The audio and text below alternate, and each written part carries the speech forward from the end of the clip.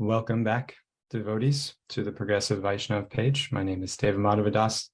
I'll be your happy host for today, speaking with my dear friend, Audarya Lila. Welcome, Audarya. You're muted, so if you would unmute. Hare Krishna. Welcome in. Really happy and excited personally to be able to moderate Audarya's conversation.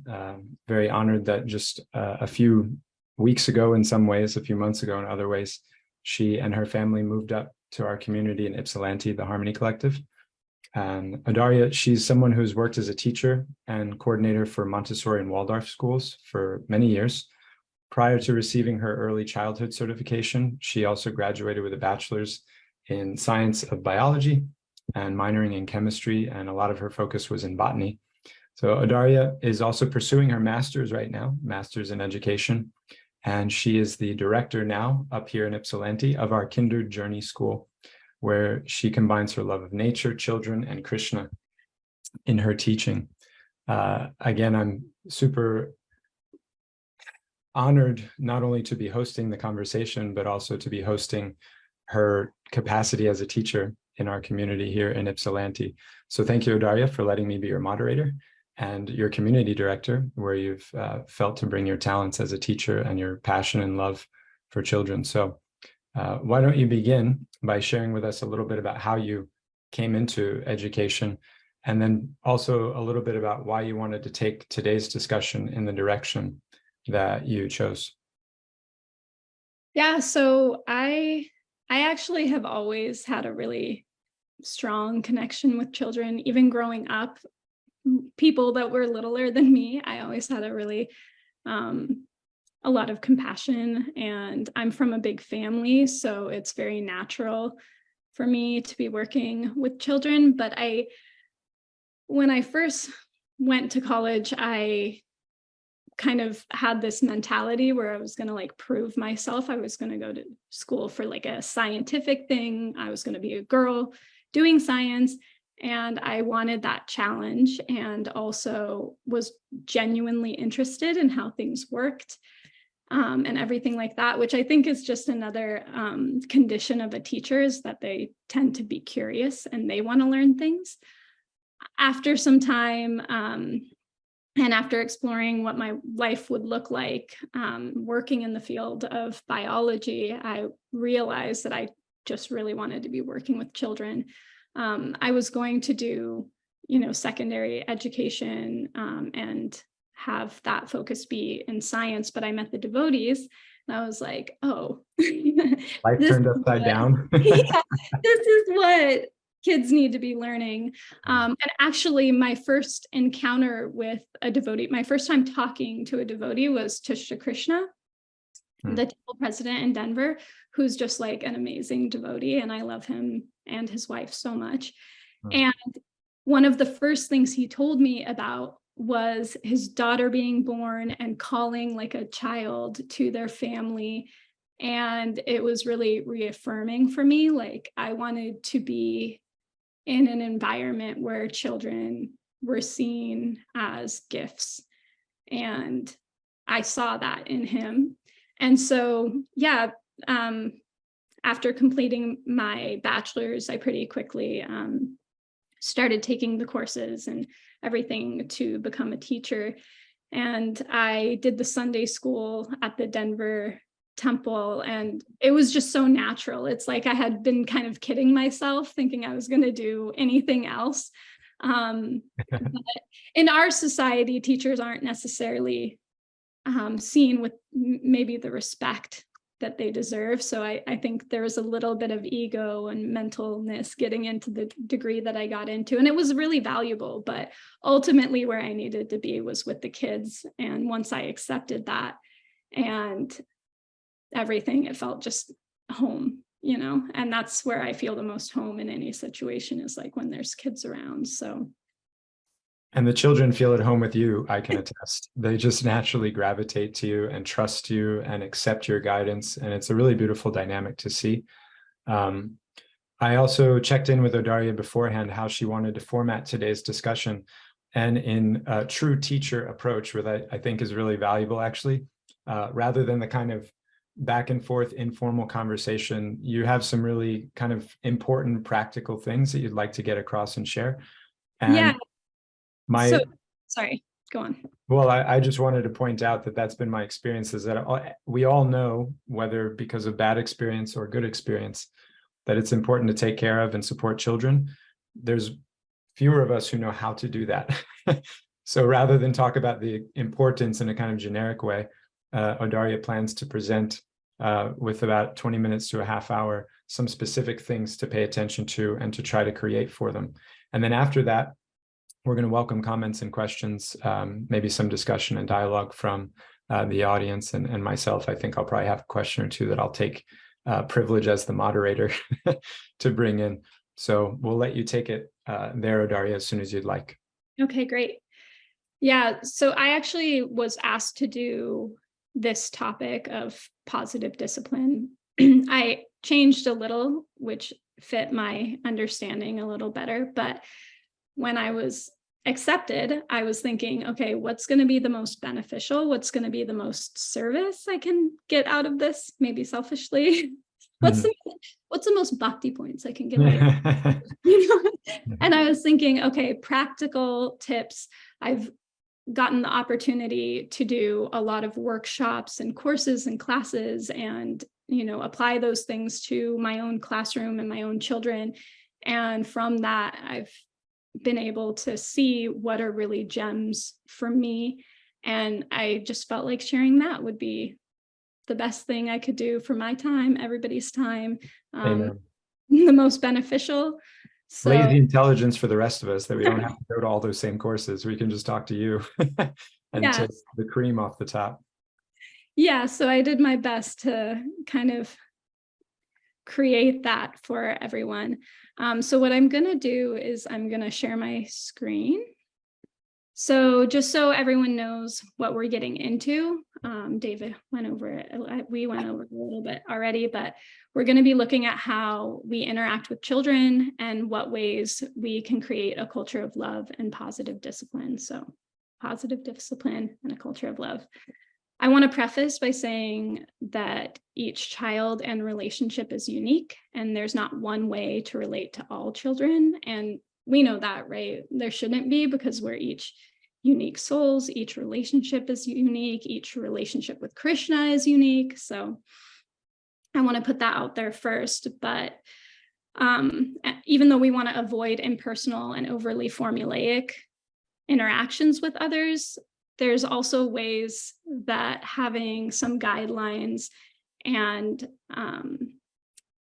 I'm going to call them cornerstones. Some cornerstones can create a strong foundation for our relationships. And I also want to say that these insights can help a person build their relationships with children, but they're actually applicable in all sorts of situations. A lot of relationships could benefit from some of these points, and even kind of parenting ourselves. A lot of people didn't get positive discipline growing up, and they may not have felt a culture of love. So you can also kind of take what you learn here and apply it to yourself. And that can also create a foundation to share with children after. So one of the things, for example, we'll be talking about is rhythm or a regulated schedule and creating a loving atmosphere. Those are things you can kind of gift yourself, and they're not exclusive to working with children. And in fact, we should be doing these things to create a foundation for our relationships with children. Before we get into connecting with kids, it's important to examine our inner selves. So our beliefs about the world and our purpose affect how we behave. It's kind of essential to be clear about what we believe so we can act with purpose. I'm going to give an example that's actually a paraphrase of something a teacher told me once that allowed the idea to sink in more. But if you imagine someone who believes that success and well-being depend on how well you perform and compete with others, sort of like a natural selection model, we're on our own, it's a dog-eat-dog world, like that.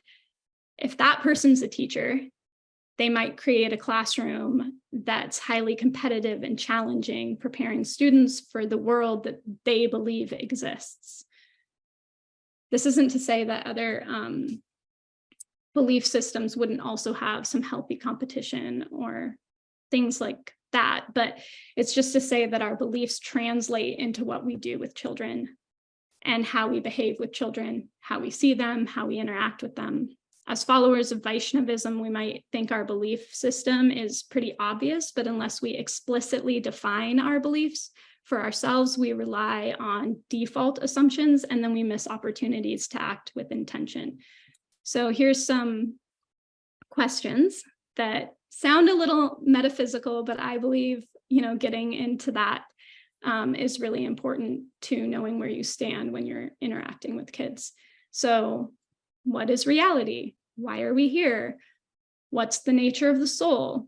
What makes life successful? What's the point of life? These are all things devotees like getting into, so they shouldn't be new for anyone. And then here's some questions that help us define our beliefs about children. So, what makes childhood successful? What's important in childhood? What's our duty to children? And what values are important to instill in children?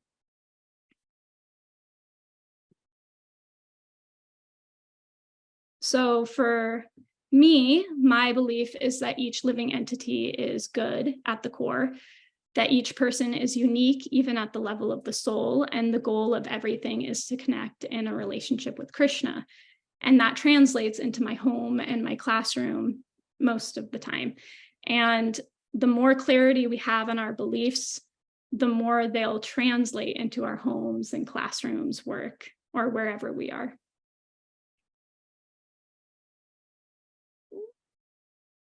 Man, there we go. Interacting with children in a way that aligns with our beliefs can be a challenge, even if we are clear on what those beliefs are. We're conditioned and we have ways of reacting that can block our ability to fully lean into our values. It's important to acknowledge the obstacles so we're aware when they come up and we can actively work on them. So for instance, I know that I have a deep need for personal space sometimes. And if I don't get it for an extended period of time, I can be really irritable and get frustrated really easily. So knowing that about myself, knowing that's an obstacle for me personally, I actively make space in my day where I can get personal space and time. I hold space for that for myself. So we have to be aware of our obstacles. We have to be aware of our beliefs before we can even think about how we're going to engage with children, because if we don't do that, then it's going to be an autopilot. It's not going to lean into our values, and we're not going to be aware of what's standing between us and leaning into those values. So one significant challenge, obstacle that I see that parents, including myself, face, or teachers or whoever, is lack of conviction. A lot of this can only be resolved from looking at our personal beliefs. If we're unsure or wavering in our beliefs, it can become difficult to consistently uphold and apply them in our interactions with children. Doubt and uncertainty undermine our ability to act in accordance with our values.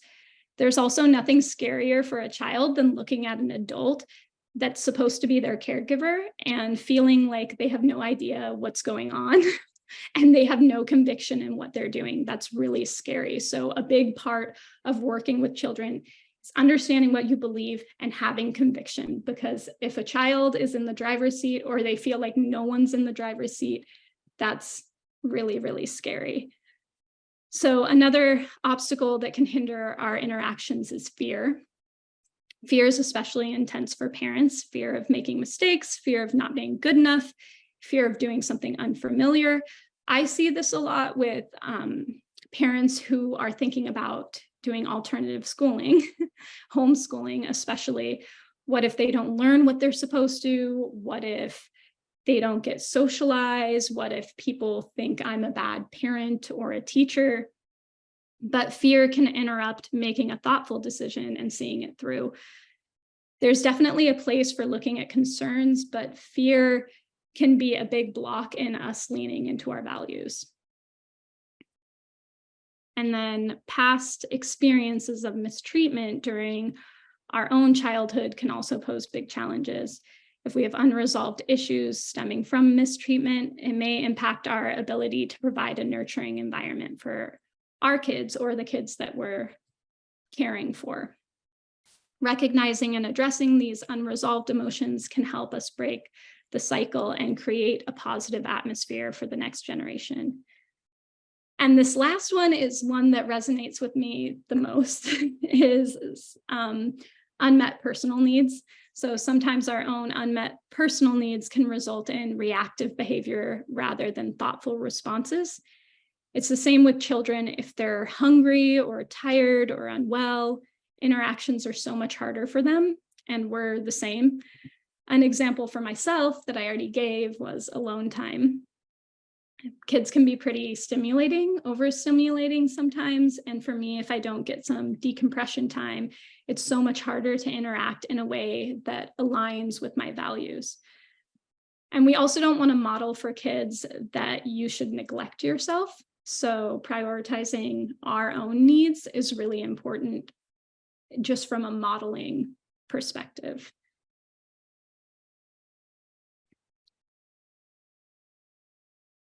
This is tricky. So, there we go. So I see looking at our own beliefs and looking at our own obstacles as sort of prerequisites. Those are things we want to get into, and we're always going to be working on them, but we definitely want to be aware of them, before we enter into this next part, which I'm going to call the cornerstones of positive discipline. So after you've done that, or as you're doing that, I have some more practical things about having positive discipline with children. So rhythm, rapport, consistent boundaries, and communication. I could not come up with anything clever for this. But, it's RRCC. So my husband actually said it could be RC squared because he has to bring math into everything. But I think RRCC is also memorable, hopefully memorable enough. So the first of that is rhythm. And I am going to learn how to do this at some point. When it comes to positive discipline for children, establishing a rhythm or schedule for the day plays a crucial role. A well-structured routine provides tons of benefits and contributes to overall growth and development of children. A consistent rhythm sets clear expectations for daily activities, creating a sense of order and predictability. It helps children understand what is expected of them and establishes a framework for their day. Really, it promotes a sense of security and stability. A rhythm is less of a strict schedule and more of a flow of the day where there are sort of pillars throughout. So, for example, in our house, we have breakfast, we have lessons, we have lunch, we have something called calm play, which I'll get into a little bit more later, dinner, and our evening routine. Having pillars gives a sense of groundedness and security. Following a rhythm encourages children to develop self-regulation skills. They learn to manage their time effectively, adhere to deadlines, and transition between activities smoothly. By internalizing the rhythm, children gain a sense of control over their actions and choices. There are pillars in the day, and they occur every day. If it's consistent, children become accustomed to the process for each event. So in our house, that means kids know that they eat, they get cleaned up, and they brush their teeth, and they go to bed. Eventually, it doesn't have to be enforced. It's just part of the routine. A rhythm teaches children the importance of time management as well. They learn to allocate time for various tasks, such as chores and playtime. One of the things I get asked a lot is, how do you chant your rounds while having kids? And I think a big part of how I'm able to do it is that our days together as a family follow a certain rhythm. They follow a certain flow. And in that flow, I establish something we call calm play. And that's our home made up term. You can call it whatever you want if you decide to do it. But it's a time in the afternoon where the children play quietly amongst themselves. It's during our youngest's nap time. There's ground rules. So they're not allowed to go outside. They're not allowed to go in the kitchen. They have to choose quiet activities to play.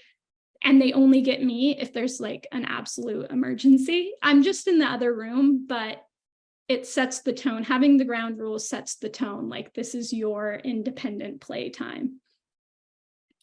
And there's actually tons of benefits for kids, but also our calm play time allows me time to do things for myself and to do my daily meditation. If it were sporadic and irregular, the kids wouldn't get into the habit of doing it. And it takes kids a while to get in the habit of doing things. But when there's these sort of pillars of a rhythm and they're strongly established, it becomes accepted and just part of everyone's routine. So you can create the life that you want, but only through consistency. You can create the life you want with children, whether it be in a classroom or at home or whatever environment, but it has to be through consistency, because that's the only way they're going to get on board. There's also a delayed gratification that develops, like we have to wait for this time to do this thing, which is really beneficial for their spiritual life, especially different elements that are more austere. One thing that can be really hard as a caregiver is when a child asks for something again and again and again, even after we say no. But if there's a consistency, like X happens only after Y and Z are finished or after a certain time, then the children are settled in that knowledge. So for example, I'm not going to make any food during calm play. They eat a full lunch before. I get my time to do things, they get their time to do independent play, and they know that they'll eat something after. So everybody's needs are met when we plan for them in the day. A well-planned rhythm contributes to children's emotional well-being. It reduces stress and anxiety by providing a sense of stability and predictability. Children feel more secure when they know what to expect and become less reactive. So actually, Deva has been talking a lot about security and stability. And I think it brings to light how important it is for our spiritual life. If we're stable in our kind of material situation, if we feel security there, then we can dive into our inner selves and have a whole world in there that's already very exciting. So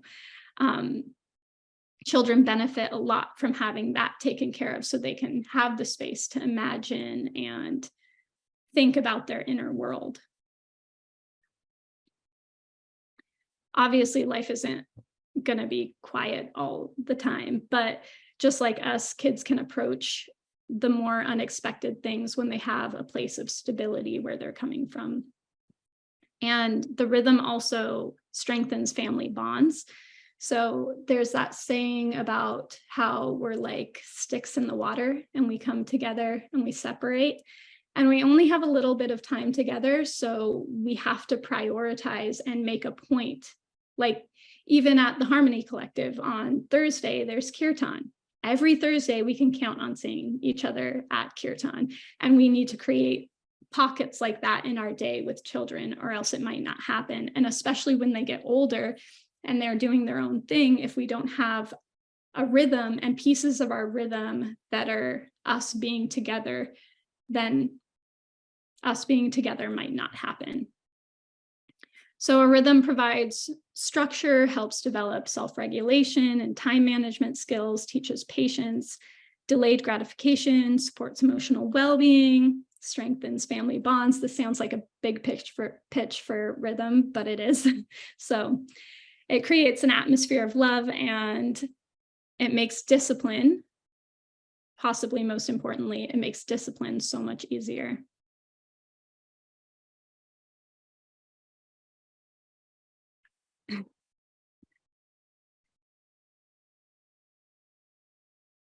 Okay, so rhythm was the first R, and then we have rapport. The foundation of positive discipline rests on a strong rapport. And we're given a really awesome description of how to build rapport by Rupa Goswami in the Nectar of Instruction. So loving exchanges provide valuable insights into cultivating positive relationships, understanding, and love. Offering gifts in charity, accepting charitable gifts, revealing one's mind in confidence, and inquiring confidentially, accepting prasad and offering prasad are 6 symptoms of love shared by one devotee and another. So for kids, this might look a little different, but not so different, and the spirit is always the same.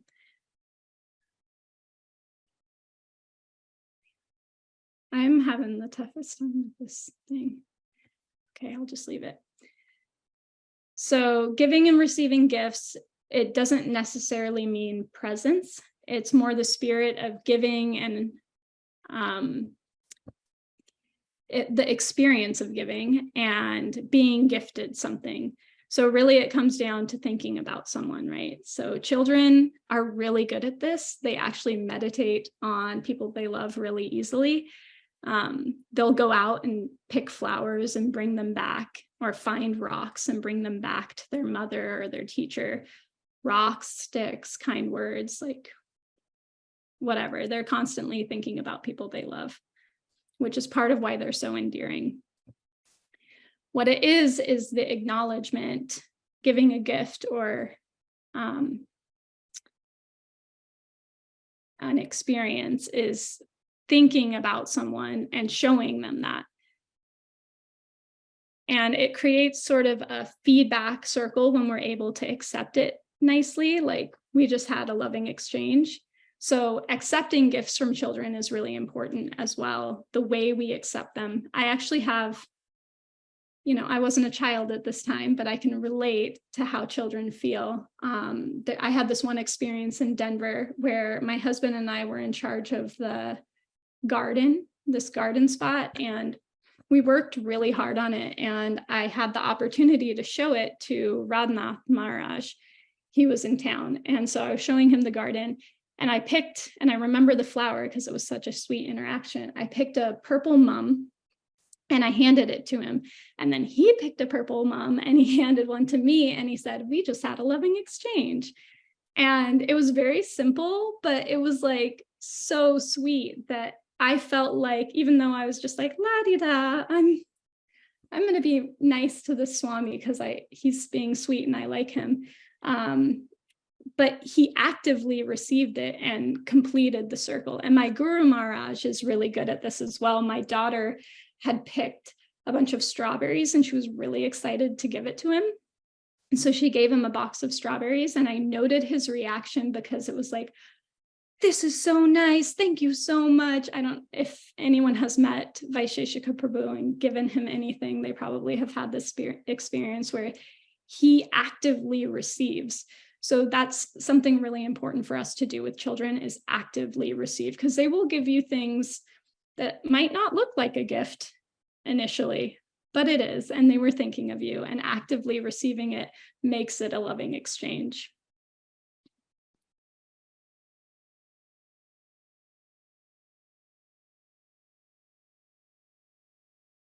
And then revealing one's mind in confidence and inquiring confidentially. This comes down to communication. Just forgive my screen, it's all over the place. Mainly, we want to make time and opportunity for revealing our mind. And, there's only so much we can reveal our mind with children, but they will reveal their mind to you a lot if you let them. And mainly, we want to hold space for communication. One thing that my family has taken up recently is doing family meetings where we just share how we feel about things or things we liked during the day. And we come away with some really amazing gems that the kids include into that. It's really sweet. And I also have this practice I do with my own kids called open book, closed book. And basically at the end of the day, I ask them if they have any open books. So basically an open book would be a lingering thought or concern or feeling, positive or negative. And sometimes my daughter says she has an open book, but she doesn't want to get into it right now. She doesn't want to read it right now. So we set that one aside and maybe check in later. Sometimes they have nothing to share at all. They're just like, I don't have any open books. It's a closed book kind of day. But sometimes they have a lot of stuff to share, all sorts of feelings, feelings about things I wouldn't even have noticed, really positive feelings and ideas that I wouldn't have known about had I not asked. So holding space for that communication really builds rapport. And it's important to prompt children and actively hold space, because we can't count on them to just be the initiator of communication all the time, although they will do it. Especially my daughter, she will initiate conversation with you. But we also, there's so many different kinds of children that, everyone's unique.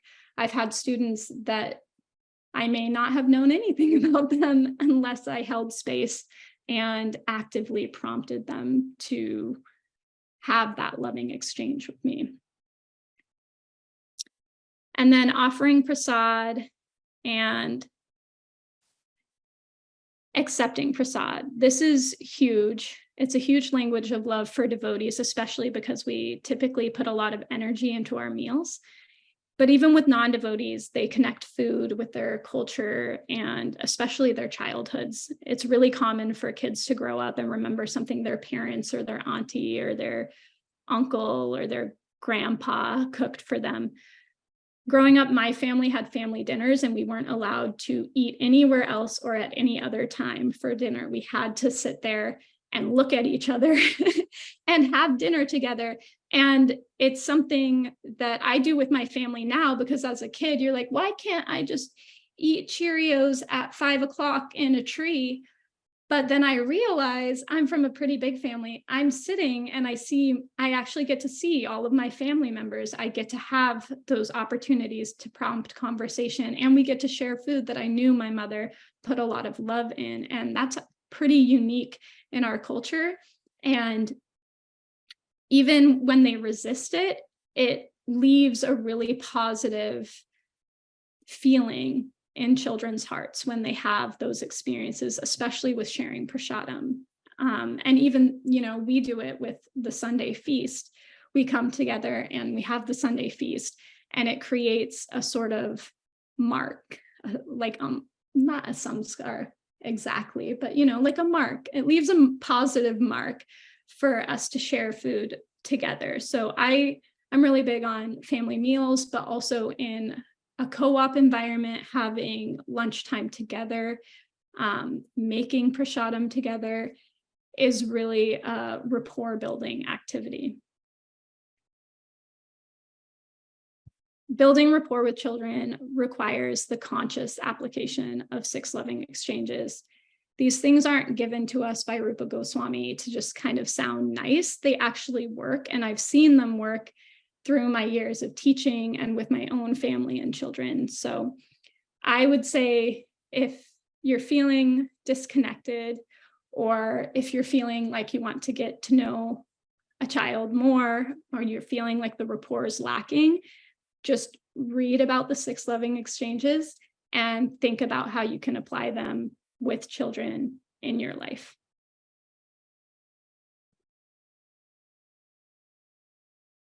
I really want this to work. Do you see that, Deva? Okay, cool. Great. Do not assume that one. Consistent boundaries. Consistent boundaries, yeah. Oh, thank goodness. Mm-hmm. I wish, I apologize that it's not more smooth. I wish it were, but if you can see consistent boundaries, then that's where we're at. Yeah, so we have rhythm, rapport, consistent boundaries. So setting consistent boundaries is super important for kids' growth and well-being. They start off more strict, for children typically, and they get more broad as children get older. So my husband and I took a really awesome course in discipline and loving awareness, and it's described that boundaries are like a V.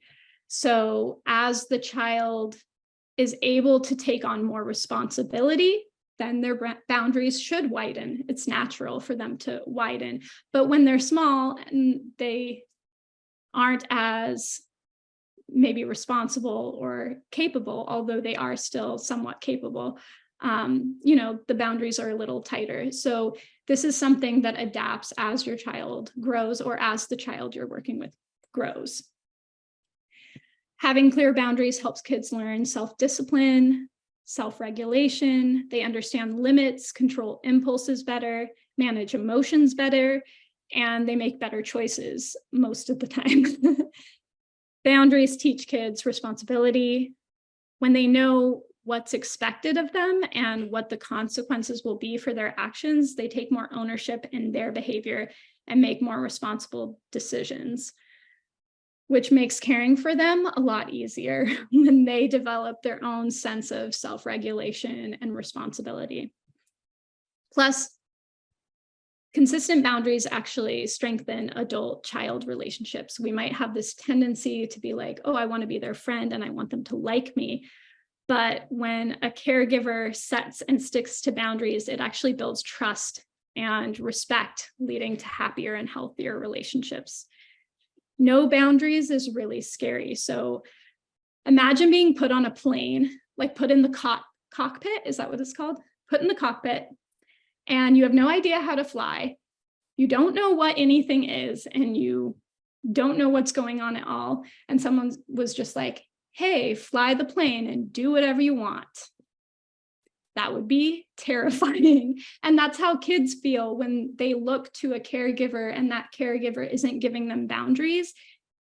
It might externally be like, cool, I can do whatever I want. But there is an internal feeling like I'm in the cockpit and I don't know what I'm doing. And that's a terrifying feeling. So the way to avoid that and actually make them feel safe, even though sometimes they might act like they're frustrated about it or externally push against you, how we make them feel safe is giving them consistent boundaries. So some things that can help create consistent boundaries are not assuming a child knows a boundary. Sometimes we think things are obvious, but they're obvious to us and not to children. And then avoiding exceptions. Whenever you make an exception, you're basically saying, yeah, this is a boundary, but it's not that important. I say exceptions to a boundary should only be made in exceptional circumstances. So exceptions are very exceptional. Keeping boundaries age appropriate, which I can share something in the chat in a little bit about how to figure out what's appropriate. But if boundaries aren't age appropriate, then there's really no way for the child to adhere to them. And then they feel disappointed, you feel frustrated, and it doesn't create a happy mood around the boundaries. So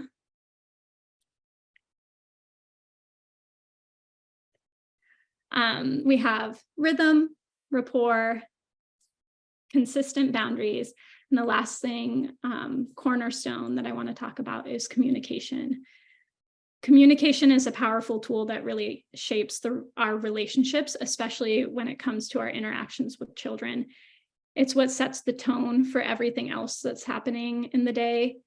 And some things to keep in mind for communication is acknowledging feelings and active listening. So an example can be when a child's frustrated. This is going to sound super simple, but it's really validating for children, is if they're frustrated and you just say, hey, that looks frustrating. It's a small effort, but really, really validating. And when they are able to communicate their thoughts and feelings, reflecting it back is really validating as well. They feel heard. They feel like that channel for communication is open. I sometimes have a hard time with this one because I have a child who has really big feelings sometimes. And what I feel like doing sometimes is pushing it away because, big feelings can be overwhelming for everyone. But if I do that, then it only perpetuates the issue. If I validate his feelings, then typically we can get past and start breaking through into a connection point where we're actually connecting and I'm not just pushing down his feelings. And this is different for different children. So my son, if I say something to validate his feelings, if I say like, oh, it sounds like you're upset because of this, this, and this, often it agitates him and he'll kind of spiral into that feeling more. So what he needs is just a grounding presence or a hug. And my daughter, she's really communicative and she wants me to say something. So we also have to really study our children or the children we're working with to understand what works and what doesn't, and kind of make a note in our head, like, this is how they feel heard, because every person is going to be different. Another thing that helps with communication is describing the behavior and not the child. So instead of criticizing or labeling a child, focus on describing their behavior and impact. Sometimes it's a little bit comical because in my house and in my classroom, I'll just be like stating facts. I'll be like, chairs are for standing, not for sitting, or for sitting, not for standing. Or I noticed you bringing that pencil over to the wall. And it's a fact, but it's also a way to communicate to children, hey, something's up, and then they can self-correct. It brings down the defensiveness that they would have if you were like, don't draw on the wall. So describing the behavior and not the child is kind of a secret trick to helping them self-correct instead of putting their defenses up because you're just telling them what to do. And then offering choices. So instead of saying something like, put your shoes on, you could say, hey, do you want to put on your sandals or your sneakers? And that gives them the ability to problem solve. And again, it keeps their defenses down, because that's one of the big difficulties with communication with people in general, but especially with children, because they're smaller and they're younger and they already sometimes feel like they're in a compromised position. If we are saying things that makes them defensive, it doesn't really get us anywhere. So we want to use communication that brings up the points we need to address, but in a way where they won't be defensive. So describing behavior, offering choices, and encouraging efforts. My guru is really good at this, and he has a saying, encourage the heck out of everyone, that especially I think applies to children. He was also saying in a video that I was watching, I think it was yesterday or the day before, that cœur, the root of encouragement is cœur, which is a French word for heart. So it's to hearten, it's to give them heart, to encourage them. So offering genuine acknowledgement and encouragement is one of the best things you can do in the area of communication with children. It boosts their self-esteem, their motivation, and reinforces the positive behavior. This is true for everyone, even adults. We all want to be seen, especially when we're putting in effort. So a rule of thumb that I have is I want to say something encouraging just as much, if not more, than saying something to correct. So even if it's just like you're standing on the chair or do you want to put on this or that, in my mind, I try and think throughout the day, okay, have I said more encouraging things or have I tried to correct them more? And if I tried to correct them more, then I correct myself by finding ways I can encourage them throughout the day. And then also, I think it's important to give ourselves grace. Expressing our own feelings is important, and there's a way to do it. So the way to do it is using I statements. Instead of blaming or accusing a child, I statements foster open communication and, again, reduce defensiveness. So I don't want to be sat on right now. That's when I say a lot, because my kids are super cuddly and they're constantly sitting on me, which most of the time I don't mind. But some of the time I do need to say, I don't want to be sat on right now, or I don't want to be spoken to that way.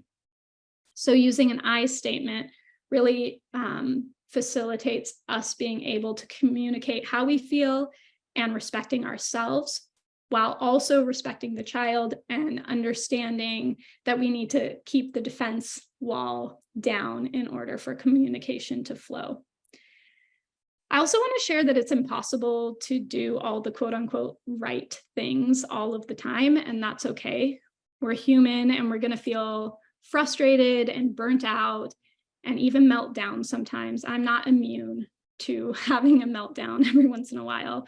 The point is to have tools to reach for that support our values. So having real relationships means having real conflict, and that's okay as long as we're aware of what our values are and we're going for that as much as we can. So our journey as mentors is long, at least 18 years. And it's important to remember that working with children requires effort, conviction, commitment, and aligning our actions to our values. And the cornerstones of rhythm, rapport, consistent boundaries, and communication can be really helpful in navigating the road and facilitating positive discipline and a culture of love.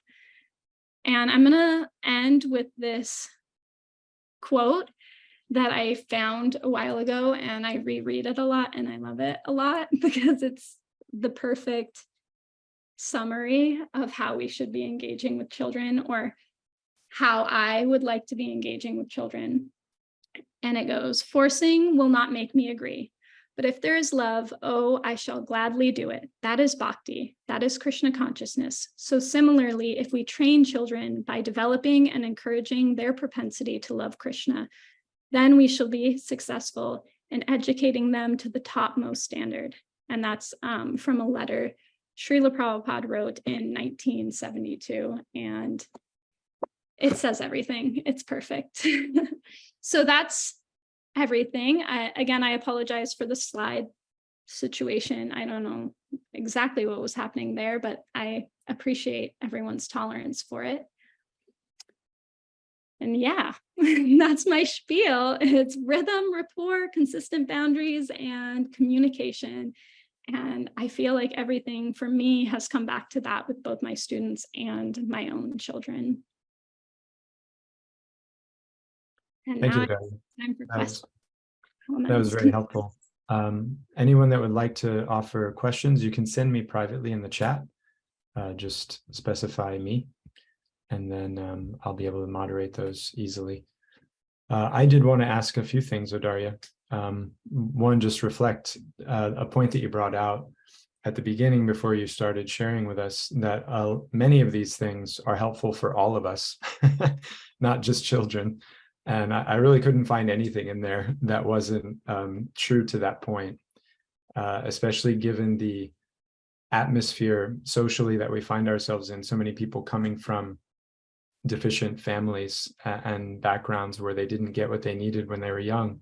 So there's a lot of sensitivity and dysfunction that people are dealing with, and to approach our relationship to them always, rather than assuming something, assuming trust, assuming authority, assuming benevolence, but always approaching those things and being sensitive to that person maybe not being able to receive it, is I've also found to be perennially helpful. So with that understanding, a common kind of idiom that we hear is that it takes a village to raise a child, not just parents or a child protection team or a temple, but a whole community. And some people out there may be thinking, well, I'm not a parent, or I don't plan to be a parent, but I do want to be a part of supporting the children that I'm connected with, that I'm around and a part of within a community, especially a devotional one, what advice could you give those folks who aren't the direct kind of caretakers of children, but want to be a part of creating that supportive atmosphere where healthy discipline and supportive education happen? I think one thing that for me as a teacher and a parent something that stands out for me is supporting the teachers and parents because it's a hard job. Any kind of caregiving is a really hard job. And for the parents to be empowered, or the teachers to be empowered to work with children well, they need support. But also just in the interactions with children, I think keeping these things in mind. So even in passing, being able to talk to a child at a feast. Or actually, David, you're really good at this because I was thinking of accepting and offering and receiving prasadam, and you sneak food to my littlest treats enough that now she has a good rapport with you. Not that I'm advocating sneaking treats to other people's kids, probably don't do that unless you have a good relationship with their parents.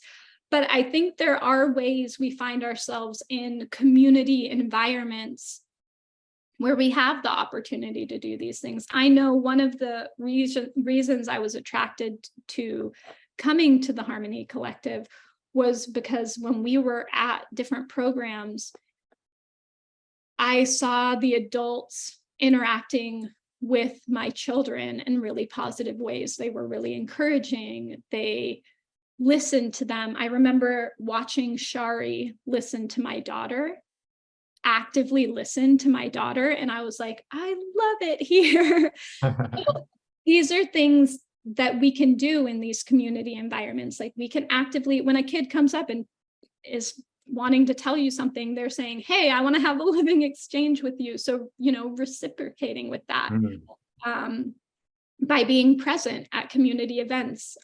Recently, we had a ceremony for my son. He's starting his letters, and people from the community showed up. They actually came to it, and it was just for him, and he's 5, and was like, okay, I'm doing this thing. But people in the community were there. So I think wherever it's possible, be present, and in community environments, think about the loving exchanges. And if a child comes to you with that, which they inevitably do, because kids will go up and, give flowers or sticks or whatever, then actively receive and actively listen.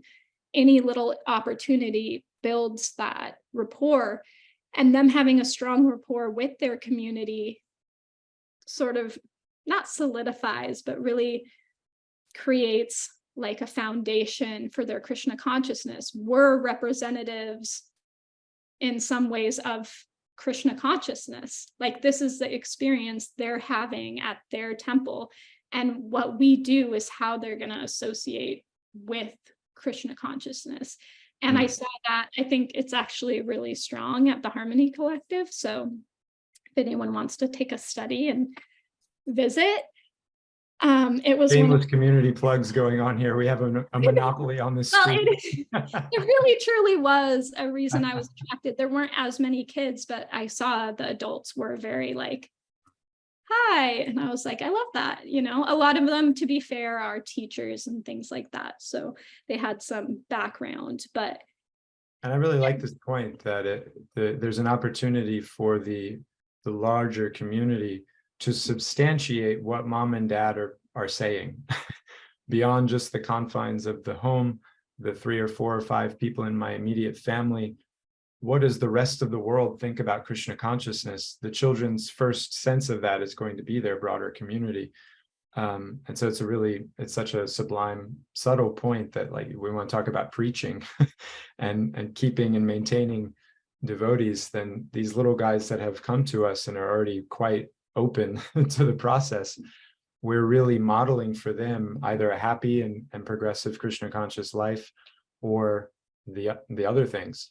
And that's sobering, but also exciting.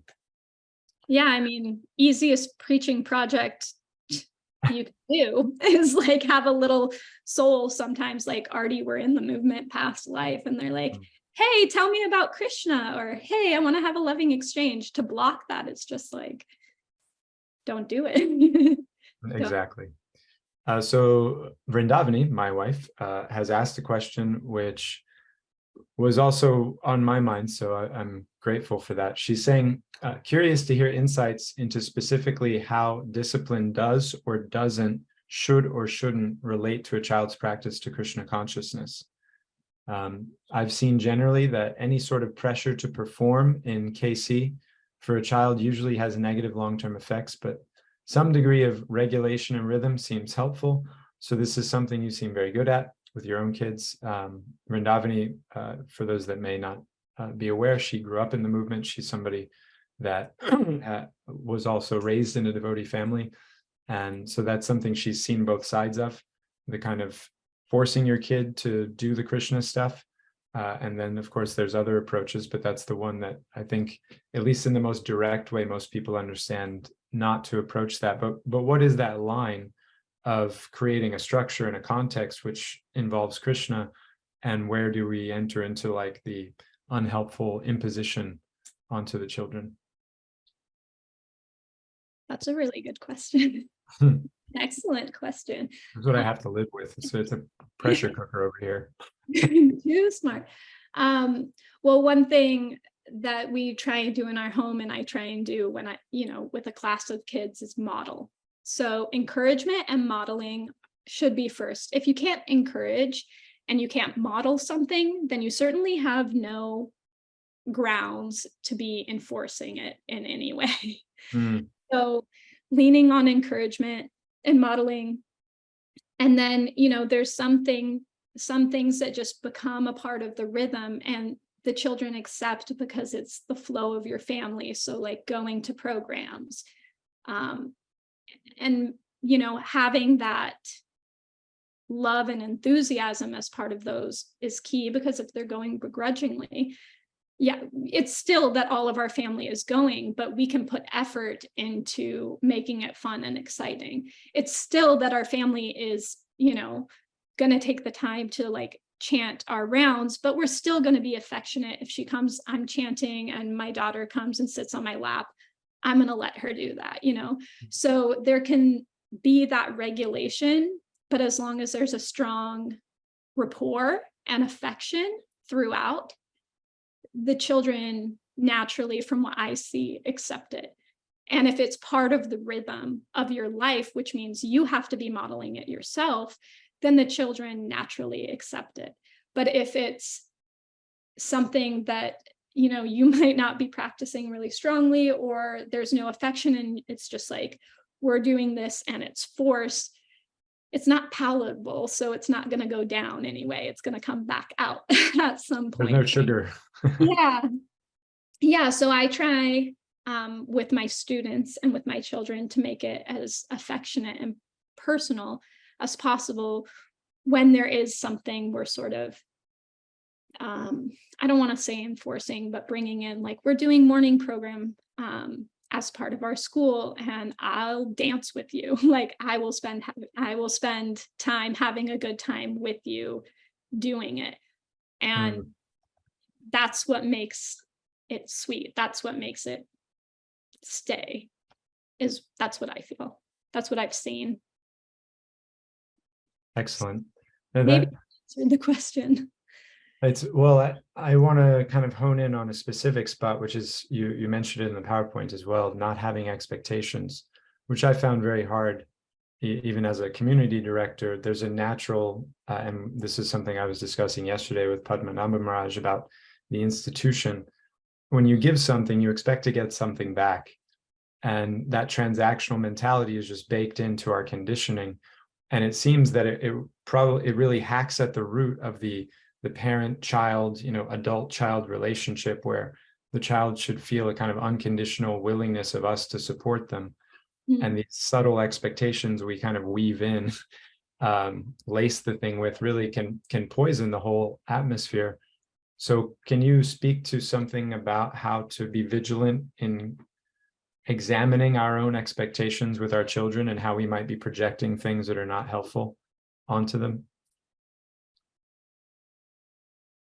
For me, I feel like being very full in my own spiritual life, and taking care of myself and my meditation and my seva, and feeling very full in that sense helps kind of stave off this idea that we're going to project something on our children, that our children are going to be something for us, which, there's always a little bit of like, my child is a reflection of me, or my students are a reflection of my teaching.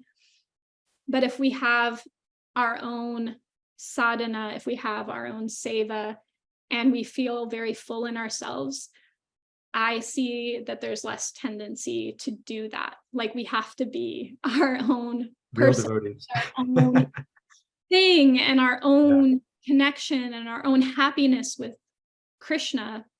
You hear these stories about parents that wanted to be a dancer and they never got to be a dancer because they got pregnant, and now they're having their child, and their child needs to be a dancer because they didn't get to live that dream out. I see it as sort of the same thing, or giving up more than we were comfortable with for the good of our child, and now our child has to make up for it. Really, all of it comes back to taking care of ourselves and making sure we, to the best of our ability, we don't have unmet needs. Because if I'm giving and giving and giving, and I don't really feel like my needs are met, then of course I'm going to be like, okay, but hit me back here, take me back to Godhead. I did a lot. Okay. So like, if you're going to drag me back too, or like get there so I can come with you, or, whatever it is, or like become a dancer, or, whatever the thing may be. So I see those things as really, if you peel them back, it's really, I don't feel nourished. I don't feel like my needs are being met.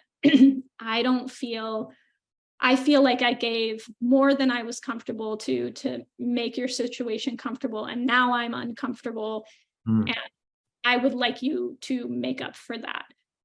Whatever it is, I see those things coming back to unmet personal needs. So taking care of ourselves and putting the, oxygen mask on first. There you go.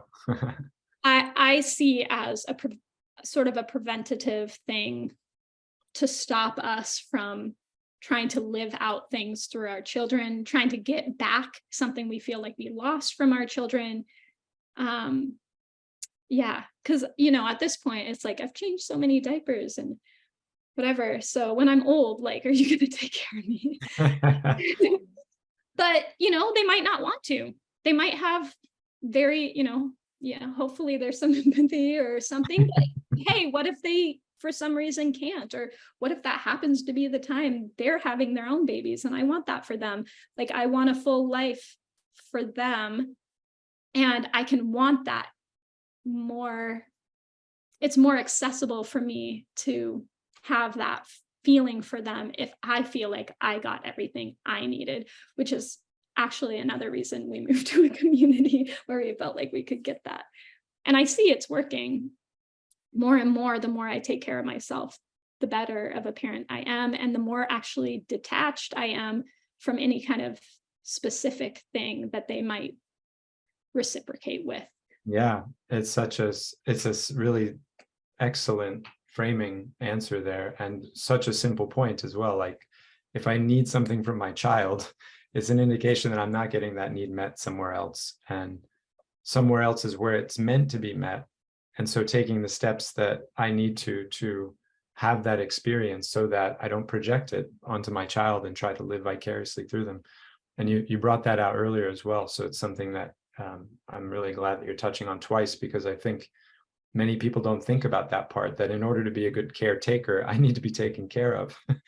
I need to have some support for myself, and it's incumbent upon me to pursue that and make sure that those things are in place so that when my child does look to me for something, I'm resourced to be able to provide it for them. You have some appreciation coming from Krishna Kumari, so it's very long actually, so I'll have to summarize it a bit. I appreciate Audarya's vulnerability in sharing her experience as a parent. Her approach to engaging with her children as individuals and in a family is a wonderful model. And then she shares her own experience. She's a K through second grade teacher, and so she has her own recognition of the value of these things. And she also wants to point out Padmanabha Maharaj, who's kind of one of the organizers of our conference, so it's appropriate. She sees a lot of parallels between his book, Radical Personalism, and the things that you're bringing out now. She says, working on ourself as a parent is so important and necessary to be able to parent and have nice relationships with the children and others as well. So to your point, Krishna Kumari is trying to, or affirming that as well, that to be good parents, it's not only the children that should be growing, but it's us that should be growing as well. Sweet. Thank you. Yes. Yeah, I feel like it is something, sharing about this isn't, well, one, I don't typically share to adults. I don't typically teach adults, but I do have these really strong ideas and experiences. So I appreciate that that's being received. And also, one of the things that I've been doing lately is having mommy like support groups and book clubs. And it is this idea of not being taken care of is really common, not having unmet needs for parents, especially, and teachers, actually. Caregivers having unmet needs is so common, and really kind of the root I see of a lot of issues. Like, I don't feel stable, I don't feel taken care of. So I'm glad there's some ability to bring awareness to that. Yeah, it seems like it. Yesterday, in one of my discussions, it's like a Pandora's box. When you get at one of these things, you recognize that it has a relationship to something else and something else. And that's a conversation you and I have had over the years also, that for you as a teacher, it's important to have a community around. Otherwise, just the school, just the children, it's too much pressure on all of you to do everything. And so to have a well-rounded atmosphere with different elements going on and different resources being provided by the people that can is so important. So the village that it takes in that sense.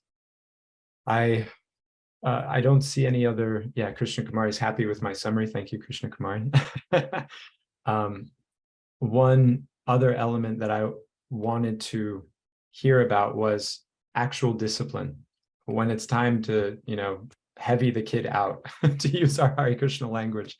Do you have any advice for those tight moments where it's like time to put the clamp down for whatever the reason might be? How to approach those moments where it's time to be black and white with the child?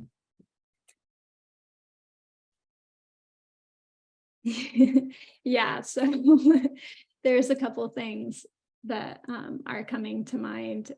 One is being as dispassionate as possible. So, and also being as predictable as possible. So we have some things that we've clearly established, and I do this in classrooms as well. I've clearly established this is too far, and this is what's going to happen. So in our house, we use sort of like a ticket system, because sometimes you get to that point as a parent, and this is just me being really real as a parent, where it's like, I have to do something. This feels like the last straw. So what can I do that's predictable and dispassionate and logical for what's happening here? So if my child is doing something and he knows it's past what is acceptable, I might say, okay, that's a ticket. the ticket means you've done something to disturb our family, and I let you know that it was disturbing our family, and you chose not to stop. And you know that that's the kind of thing you get a ticket for. And so what you need to do to earn off that ticket is to do something that contributes to our family, that makes the environment better. Because you were doing some stuff. And now I'm going to ask you to make the environment better. One thing that we try and do is logical consequences. So if something's being used to hit someone else, a logical consequence is that that thing needs to take a rest because it's not being used in a way that's respectful. And yeah, like I said, be predictable. So if it's the same thing over and over, possibly you have to look into it more, but kids should know where you stand. They should know what you're going to do.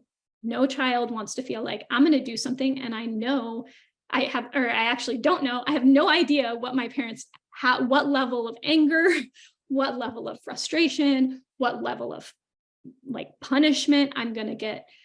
What it should be ideally whenever we can lean into our values is be as dispassionate, as predictable, and as logical as possible.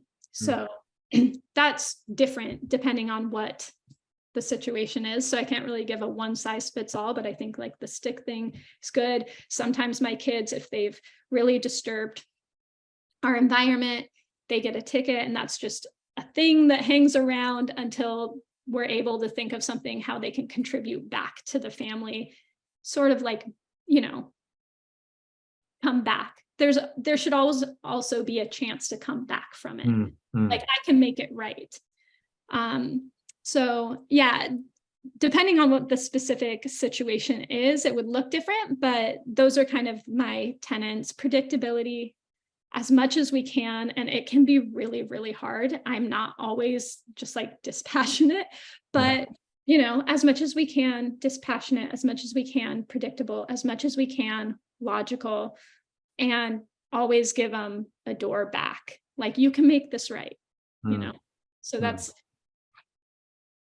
how I deal with it in a sort of practical. Those feel like excellent tenets to consider, and they remind me of an appreciation that Indra gives of Krishna in the 10th canto after the whole Govardhan incident, where Indra tries to kill the Brajvasis, and then he's praying to Krishna afterwards, apologizing, and he says that, Krishna, you never punish out of vindictiveness.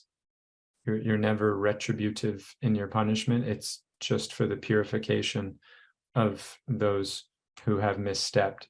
And it sounds like that's what you're indicating on, that dispassionate, objective, predictable. You did this, you know that now this will happen because you did that. Makes a lot of sense. It feels like a natural stopping point, and I'm wondering if you had something to leave us with that was left unsaid, or something that has bubbled up in our conversation together that if you wanted to make sure one thing was taken, I'll leave the last words with you. Rhythm, rapport, consistent boundaries, and communication. Yeah, those are squared cornerstones. Always give them a way back. Krishna never cuts people. He doesn't eternally damn people, he doesn't do anything like that. Krishna is always waiting for you to just come back into the fold, come. And I think we're supposed to be representatives of that. I deeply feel we're supposed to be representatives of some of these qualities that Krishna has, not that, to get confused or think we're Krishna, but, we're representing his philosophy. So absolutely. His culture. As much as we can appreciate how loving, how accepting, how forgiving, how patient and tolerant, but also how, he also gives us boundaries, karma and whatnot. So just appreciating, impartial.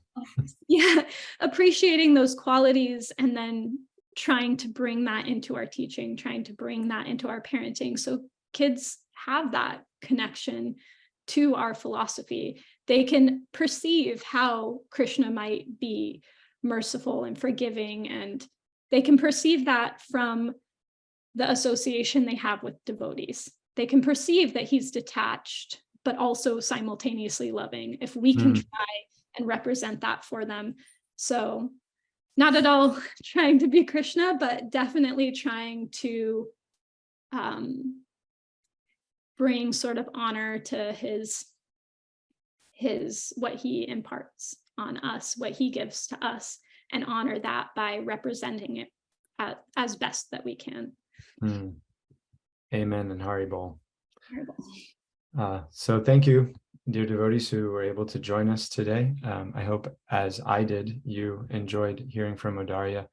I am very proud to say that she's with us up here in Ypsilanti now at the Harmony Collective, and we have the school which will be beginning the Kindred Journey School will begin in the fall, and we're very excited about that.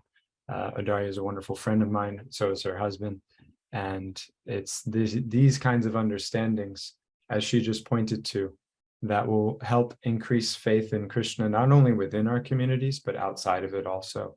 When people start to see the culture that Krishna actually lives by himself, manifested in his followers, that's when it will be much easier for the whole world to appreciate the beauty of what our acharyas have come and given us. So thank you, Audarya, for being such a shining example of that, and doing the hard work of educating others as you're able to live into that themselves. We thank the Progressive Vaishnava group for hosting this whole conference. There have been some wonderful speakers, and I'm looking forward to catching up on some of the recordings. I was only able to see one other one live, but there's a few I want to get to. So it's all there on the Facebook page for anybody that would like to see the list of offerings there. Wonderful talks that have been given, and we hope you're having a happy Sunday. Gauranga.